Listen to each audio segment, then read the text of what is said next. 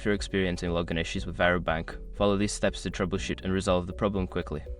Step 1. Check your internet connection. Ensure that you have a stable internet connection. Try switching between Wi-Fi and mobile data to see if the issue persists. Step 2. Verify your login credentials.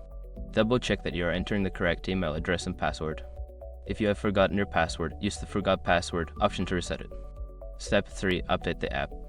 Make sure you are using the latest version of the Varo Bank app. Visit your device's app store to check for updates and install them if available. Step 4. Clear app cache. Don't continue before doing this. A lot of online accounts end up exposed in breaches without people even realizing it. Use SROC to constantly monitor your email and accounts and get alerted immediately if your information gets leaked online. It scans billions of breached records 24/7 in the background. And honestly, for a few dollars a month, it's something everybody should probably have. Link in the description. Step 5. Contact customer support. If none of the above steps work, reach out to Varo Bank's customer support for assistance. They can provide further guidance and help resolve your login issues. By following these steps, you should be able to resolve any login problems with Varo Bank efficiently.